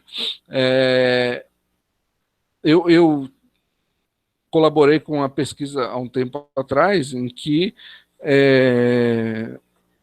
a pesquisadora estava trabalhando com pacientes. Ela era fonoaudióloga, estava fazendo um trabalho relacionado com a alimentação de crianças de, se não me engano, de 6 meses ou um ano a 2, 3 anos, tinha uma faixa etária, e ela estava utilizando como amostra os seus pacientes que ela atendia no consultório. Então, veja, de novo, uma amostragem por conveniência. Tá? Então, é a amostragem que o investigador tem um fácil acesso, né, aos participantes, aos pacientes. Tá? Outra característica, né, você vai ter uma minimização do voluntarismo. Tá? A amostragem consecutiva é de especial valor quando o período de arrolamento é suficiente para cobrir variações sazonais. Né? O que são variações sazonais? Que dependem de certas características que se replicam ao longo de um período de tempo, né? Ou uma estação do ano, ou, por exemplo, no caso da dengue. A dengue é sazonal porque você tem a taxa de prevalência, ela está associada ao período de chuvas, né? Porque no período de chuvas você tem um acúmulo maior de água, e aí então o mosquito começa a se reproduzir mais, né, porque você vai ter um acúmulo maior de água limpa, as pessoas então ficam mais doentes nesse período. Então a gente tem um período maior de doença. Um outro exemplo, né, de um estudo que pode ser sazonal, a gente pode estudar acidentes de trânsito em certos períodos do ano. Então, no período de festas, né, no final do ano, entre Natal e Ano Novo, ou no Carnaval, a gente tem um aumento de acidentes de trânsito, porque as pessoas ficam mais negligentes, bebem, saem dirigindo, enfim. Então, nesse caso, são características que estão relacionadas a mudanças temporais. Tá? Bom, a validade da amostra. Então, representar adequadamente a população-alvo em amostras de conveniência, isso é subjetivo. Por quê? Vou dar aquele exemplo que eu falei para vocês, né? De que se eu for desenvolver uma pesquisa com os meus pacientes, como que eu posso dizer que essa minha amostra representa bem a população do estudo? É muito subjetivo. Né? Então, essa é talvez o ponto em que a amostragem de conveniência apresenta a maior fragilidade em termos da validade externa dessa pesquisa. Quer dizer, em termos do poder de você extrapolar esse resultado para a sua população, né? Porque esse julgamento ele é bem subjetivo. Né? Então, esse é um ponto negativo da amostragem de conveniência, a validade externa. Então, a amostragem de conveniência é uma amostragem não probabilística. Todas as outras que a gente vai falar são amostragens probabilísticas. Tá? Então, o que é a amostragem probabilística? Ela é baseada num processo aleatório. Aleatório significa que você sorteia os participantes. Qualquer participante, né, qualquer elemento da população vai ter possibilidade de ser incluído na sua pesquisa, vai ter possibilidade de ser incluído na sua amostra. Então, quando eu peguei lá aquele exemplo dos adolescentes em Maceió e que eu critiquei, aquele exemplo que eu dei, que eu falei para vocês assim, se a gente restringe a um distrito sanitário, a gente vai estar excluindo boa parcela da população. Se a gente restringe aos adolescentes que estão matriculados nas escolas, a gente vai estar excluindo aqueles que não estão matriculados. Então, deixe de ser uma amostragem probabilística, porque você está excluindo uma parte da população. Então, não é todos os elementos da população que podem ser incluídos na sua pesquisa. Então, processo aleatório. A amostragem probabilística é um processo aleatório que segura que cada unidade da população tem a mesma chance de participar da seleção. Tá? Aleatório simples enumera-se as unidades da população e seleciona aleatoriamente. Quer dizer, cada elemento da população, cada pessoa da população recebe um número, entre aspas, e aí sorteiam-se, né, N números, N elementos, N pessoas. Então, por exemplo, eu tenho uma população A, B, C, D, E, F, G, H, I, J, né? São 10 pessoas. Aí eu vou selecionar uma amostra com 3 indivíduos com reposição. Então, das 10 pessoas, né, tiro a primeira. Então, eu vou ter 10 possibilidades de retirar uma pessoa. Como é com reposição, eu reponho. Aí eu vou selecionar a segunda pessoa, eu vou ter mais 10 possibilidades. Então, vai ser 10 na primeira, 10 na segunda e 10 na terceira. Então, 10 vezes 10 vezes 10, eu posso formar com reposição 1000 amostras diferentes a partir desse conjunto. Então, veja que são várias possibilidades. Porque é 10 vezes 10 vezes 10. Então, a amostragem probabilística são as amostragens em que todos os elementos da população podem participar. Diferente da não probabilística, onde você restringe a amostra a alguma característica ou algum grupo. Bom? Certo até aqui, gente? Deixa eu ver que oração que é. Tudo certo, professor. Oração. Deixa eu ver que oração que são 15, 18. Ó, eu pensei em fazer um intervalo. Vamos direto hoje, pode ser, porque aí a gente acaba um pouco mais cedo, já são 3h10. Por mim, tudo bem. Tudo bem? Por mim Pode ser, também. professor. Bora lá, falta pouquinho, a gente acaba aqui mais cedo. Acho que até umas 3h30 acaba. Bom, então a diferença da não probabilística e na probabilística é que na probabilística, qualquer elemento da população ele tem a mesma chance de participar da sua amostra, tá? E aí você tem aqui, ó, amostragem probabilística. Quais os tipos de amostragem que a gente tem? Né?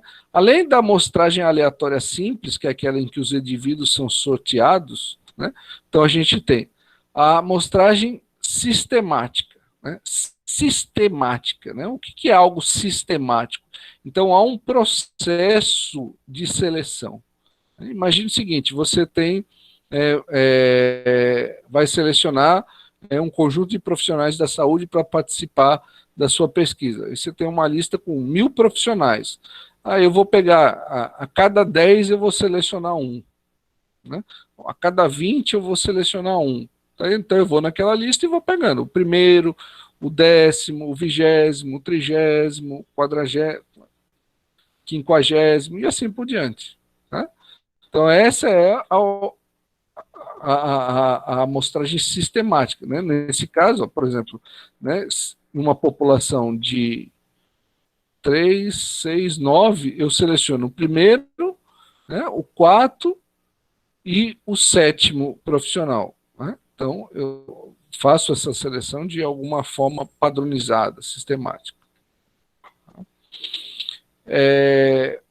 Isso vale, por exemplo, se eu quero retirar uma amostra de uma população de pessoas atendidas no CACOM. O CACOM é um centro oncológico do Hospital Universitário. Então, eu vou selecionar de tal forma com que eu vou ficar lá uma manhã e vou pegar a cada 10 pacientes que entrarem para serem atendidos no CACOM, eu vou selecionar um. Então, eu fico lá. Primeiro que chegou, eu seleciono. Aí eu vou contando. Aí, quando chegar no 10º, eu vou incluir ele. Depois o 20º, e assim por diante. Então, essa é a abordagem sistemática. A abordagem sistemática é uma abordagem probabilística. Por quê? Porque todos os pacientes podem ser selecionados. A sistemática é a forma da seleção. Abordagem estratificada. Tá? Então, a aleatória estratificada. Então, a gente leva em consideração algumas características da população. E aí, então, a gente estabelece subgrupos. Por exemplo, eu posso estratificar por sexo. Né? Então, vamos supor que eu vou estudar uma população em que 60% são mulheres e 40% são homens. Então, eu posso estratificar por sexo. Aí, eu vou sortear a minha amostra de tal maneira que, se ela tiver 100 pessoas, eu vou selecionar 60 mulheres e 40 homens. Então, a proporção da minha amostra, ela vai obedecer à proporção da população. Né? Isso pode ser feito para sexo, isso pode ser feito para faixa etária, isso pode ser feito para raça, isso pode ser feito para o grau de instrução, nível de estudo. Né? Então, isso pode ser feito para qualquer característica. Bom, então, você pode estratificar a sua amostra a partir de características predefinidas. Né? Aqui, por exemplo, né, a gente está estratificando a partir das raças. Então, eu tenho caucasianas, asiáticas, afrodescendentes, latinas. Então, eu pego qual a proporção de cada uma dessas raças na minha população, e aí a minha amostra vai respeitar a mesma proporção. Tá? Se a minha amostra for ter 200 pessoas, né, e na minha população 50% são afrodescendentes, então das 200 pessoas da minha amostra, 100 pessoas serão afrodescendentes. Né? Se na minha população 20% são pessoas caucasianas, então na minha amostra de 200 pessoas, 40 pessoas serão caucasianas. Né? Se 10% são asiáticos, então 20 pessoas serão asiáticas, e o restante serão latinos. Tá? Então, a proporção da amostra vai corresponder à proporção da população. Tá bom? Deu para entender isso, gente? Deu sim, professor. Essas duas formas, tá? Assim como a amostragem aleatória, são amostragens probabilísticas. Por quê? Porque qualquer membro da população pode participar, pode ser incluído. A chance é a mesma. Por conglomerado, né? Por conglomerado, se vocês lembrarem, um daqueles exemplos que a gente viu das escolas de Niterói, ó, a amostragem foi feita por conglomerado. Então, neste caso, a população ela é dividida em blocos, né, em conglomerados, né, que pode ser, por exemplo, regiões. Né, e aí você vai selecionar a sua amostra a partir desses conglomerados. Então, veja aqui, qual a diferença da estratificada para conglomerado? Na estratificada, a gente utiliza de características da nossa população para fazer essa divisão. Por conglomerado, você vai dividir em blocos e vai selecionar blocos dessa região. Na estratificada, para cada categoria, você faz uma seleção aleatória. Né? Na amostragem por conglomerado, a gente divide em regiões, define que regiões, ou divide em conglomerados, define ou sorteia quais conglomerados a gente vai utilizar, e aí a gente pega, né, todo mundo que está em cada conglomerado que for utilizar para participar da pesquisa. Então, essa é a última. Bom, bem, gente, é isso, né? O último slide é sobre o projeto que vocês vão desenvolver. Né? O conteúdo mesmo acaba aqui. Eu aconselho depois, se vocês puderem, dar uma olhada lá no livro da Bonita, ela traz mais detalhes, isso que eu falei na aula, também no livro da Raul Quariol, também tem mais coisas sobre isso, tá? Inclusive no livro da Raul Quariol, ela traz num capítulo, eu acho que no capítulo que ela fala do desenho epidemiológico dos estudos, o cálculo amostral, tá? Mas eu não vou trabalhar isso com vocês, porque eu acho que isso faz mais sentido trabalhar na bioestatística depois, que é quando vocês vão trabalhar com a parte da teoria da inferência estatística. Tá? Bom, o projeto, deixa eu passar aqui sobre o projeto. Então, vamos combinar o seguinte, vocês vão entregar, o projeto estava marcado lá para o dia 20, mas como eu acabei me atrasando no cronograma, vai ficar para o dia 27. Tá? Então, como hoje é dia 6, vocês vão ter aí 21 dias para desenvolver o projeto. O projeto vai ser feito em grupos. Tá? Eu só vou repassar aqui os grupos, gente, porque eu só quero conferir como que ficou os grupos, mas a gente vai utilizar aqueles 8 grupos, os 8 grupos mas eu só quero conferir se não tem, porque como teve gente que saiu no meio do caminho, aqueles grupos a gente definiu, né, no início, eu só queria conferir com vocês se tem algum grupo que ficou muito pequeno, e aí a gente fazer uma redistribuição, tá? Mas deixa eu explicar, depois a gente vê a questão dos grupos. Mas vamos lá. Então, vocês vão definir. Boa parte disso aqui vocês já estão acostumados, né? Coisas que a gente já viu lá na filosofia e metodologia científica, tá? Então, é algo que vocês já estão bem preparados para fazer. Então, primeiro, vocês vão definir qual é o tema, né, que vocês vão trabalhar, e a partir disso construir a pergunta da pesquisa, né, que se for.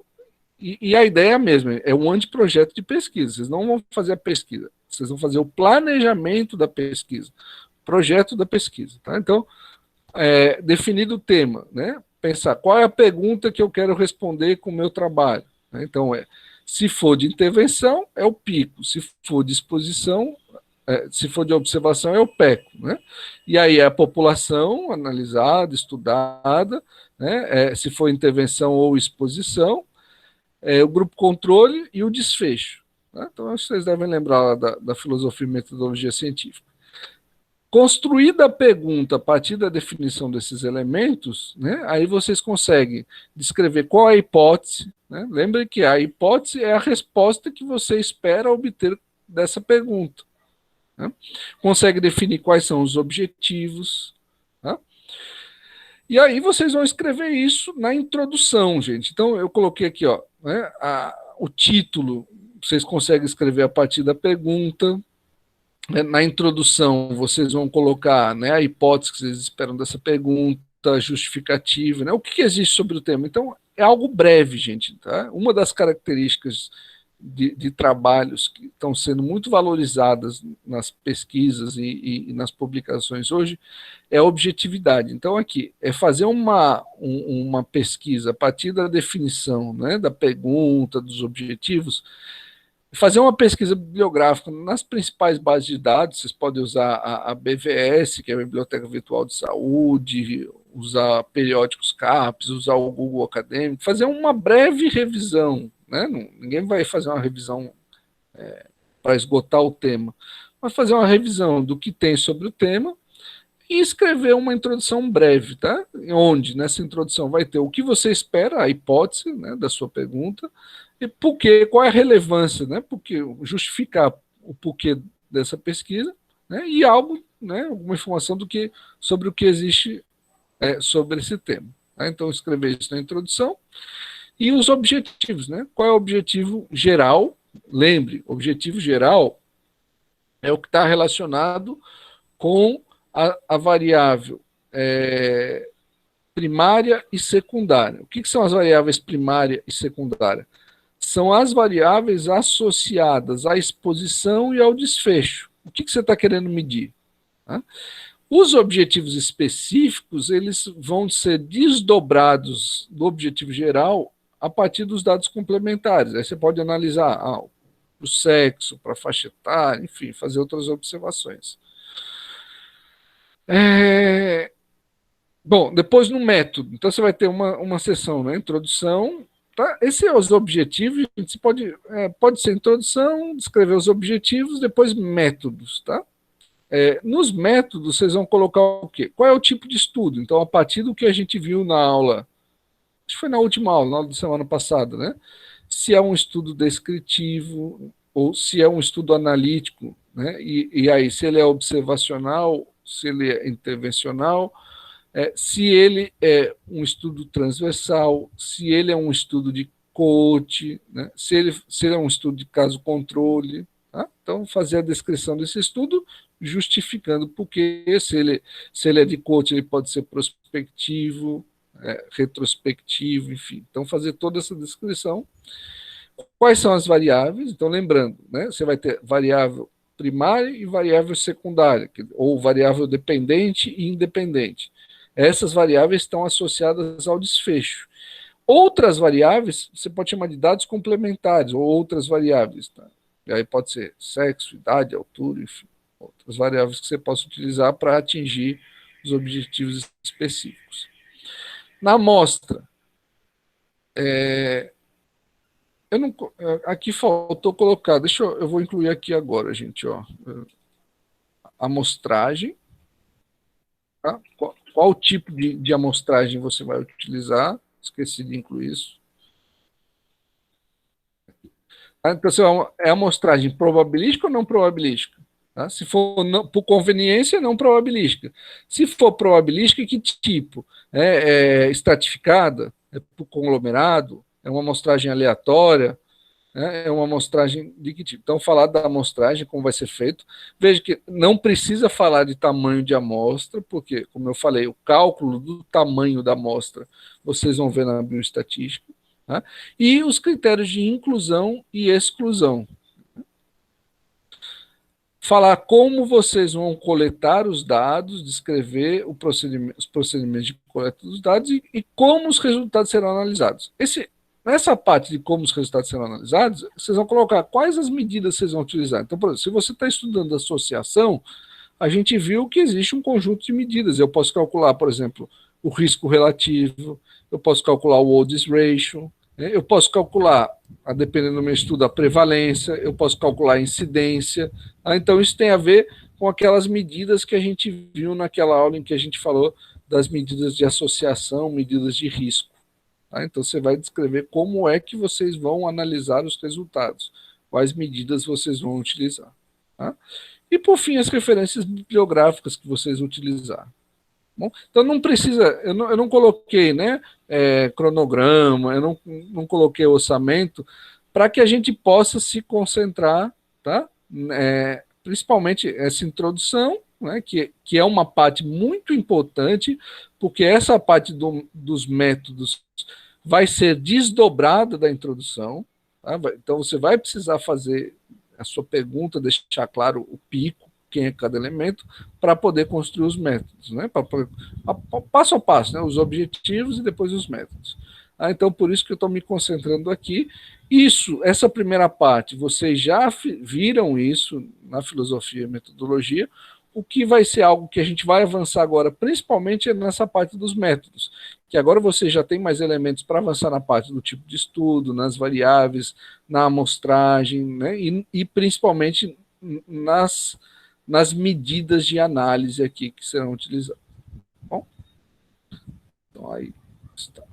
Deixa eu ver. Eu coloquei em vermelho, né? Espero, mas é sempre importante a gente chamar atenção, né? Que a gente não tenha nenhum problema de plágio, gente. Tá? O que é plágio? Você pegar lá os artigos e sair copiando trechos, enfim. Isso é inadmissível, né? Isso é crime. Então, qualquer problema desse tipo é zero e não tem conversa. Então, só lembrando mais uma vez que isso não é assim. Bom, deixa eu ver aqui que... eu ouvi que vocês estão perguntando sobre os grupos, né? Oi, João, pode falar. Vai ser necessário apresentar ou não? É só o arquivo mesmo? Então, vocês vão entregar e apresentar também, né? A apresentação é importante porque até para fazer algum debate, tirar alguma dúvida, então vai ser também. Vai ser a seguinte, ó. Agora, para compor a B2, a gente vai ter, né, 3 notas. Tem aquele trabalho que vocês fizeram sobre as medidas de risco, que vocês entregaram semana passada. Vai ter o trabalho, vai ter o projeto e vai ter a apresentação. Tá? Então, o projeto vai valer 5 pontos, 50% da B2. O trabalho que vocês entregaram semana passada, 30%. E a apresentação, 20%. Bom? A apresentação, a entrega do projeto, gente, e a apresentação vai ficar para o dia 20, hoje é dia 6, deixa eu pensar aqui, dia 27 do 9, tá? Entrega, eu vou marcar a entrega para as 12 horas, né? E a apresentação. Tá? E aí a apresentação na aula tarde. A apresentação, a gente tem 8 grupos, tá? Eu vou só dar uma revisada aqui nos grupos, gente, para ver se eu dou uma equilibrada, que acho que tem grupo que está maior, outro grupo que está menor, vou dar uma revisada. Como são 8 grupos, né, a gente não pode demorar, então vai ser no máximo, tá? No máximo, deixa eu pensar aqui, a gente tem, começa 1h30, vai até as 4 horas. Então, a gente tem 2 horas e meia, são 120, 150. Tá. Então, no máximo, estourando 10 minutos por grupo na apresentação. Então, é uma apresentação bem objetiva, né? Nada de ficar se preocupando em fazer figurinha, como nós sempre ensinou para vocês. Vocês vão apresentar o quê? Um projeto de pesquisa. Então, esse é o objetivo. Qual a pergunta? Vocês podem usar essa estrutura que eu estou compartilhando aqui nesse slide para fazer. Qual é a pergunta? Qual a hipótese? Né? Fazer uma justificativa. Né? Qual é o objetivo do trabalho? Escrever os métodos. Meu objetivo. Bem, deixa eu ver a questão que a Débora perguntou, né? Quantas pessoas por grupo? Vamos lá. Deixa eu abrir aqui, gente, para ver quantas pessoas a gente tem matriculados, tá? Eu quero manter 8 grupos, que é um número razoável, para a gente ter tempo e tal. Então, deixa eu ver só aqui, para ver quantas pessoas a gente está tendo na disciplina.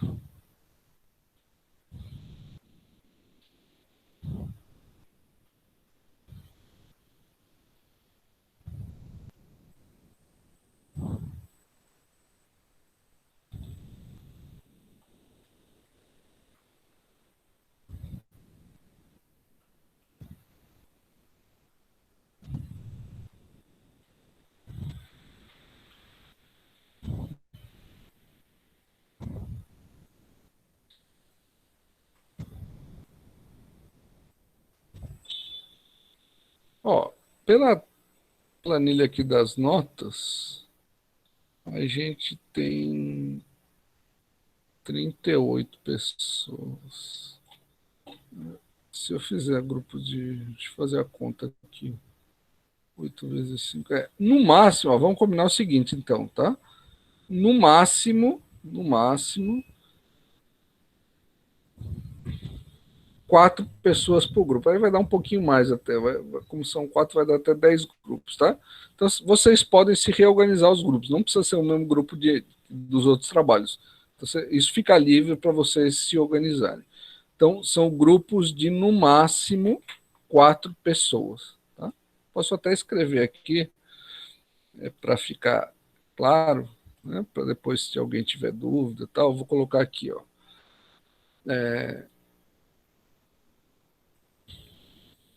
Vamos lá.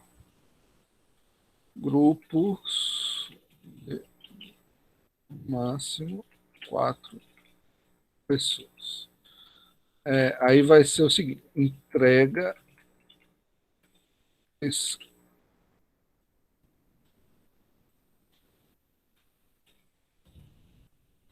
escrito e apresentação.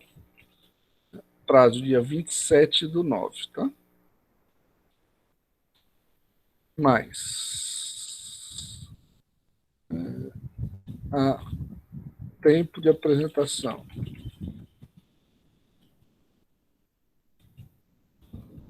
Máximo 10 minutos. Mais alguma coisa que eu tenha esquecido? Essa estrutura aqui eu compartilho com vocês, tá? Posso até dar aqui já um Ctrl+C, um print.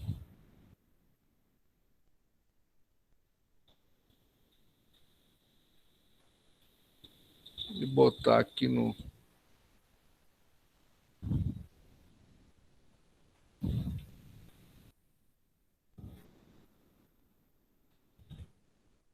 Puxa.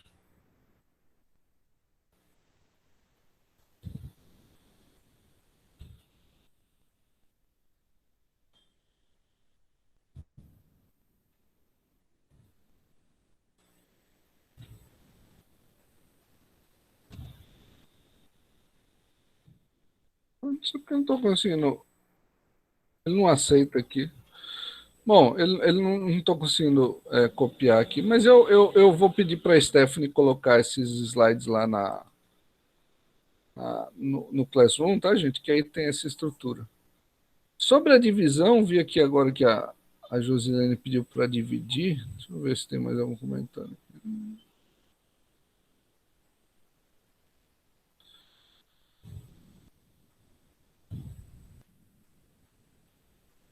É isso, Marcos. Vocês podem seguir o modelo que o Nassib usa, tá? Na aula de filosofia e metodologia. Pode seguir aquele modelo, só acrescentando esses pontos que eu falei, né? Que lá a gente não vê, né?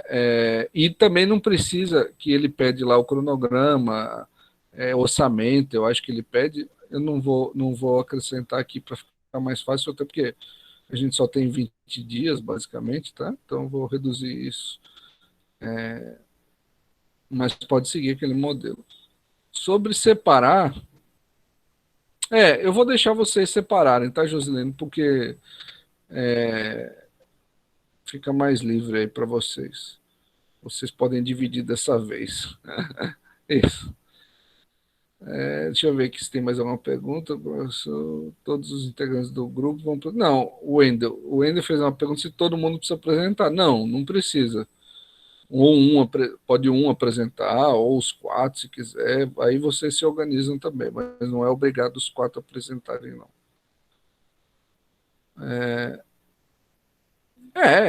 Fica a critério de vocês. Vocês são... Professor? Bom? Pois não, pode falar. Ficou para o dia 27, foi? Isso, a entrega e a apresentação no dia 27. Tá certo, professor. Obrigado. Tá? Eu vou pedir depois para Stephanie compartilhar os slides dessa aula lá no Classroom. E aí tem essa estrutura aqui. Eu coloquei também aqui essa data de entrega, dia 27, o tempo de apresentação, né? E essa informação, grupo de no máximo 4 pessoas. Tá bom?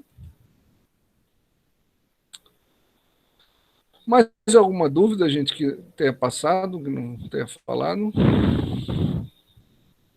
Tranquilo? Bom, então a gente vai terminar por aqui. Deixa eu parar a gravação para não ficar aqui gravando. Hoje, véspera de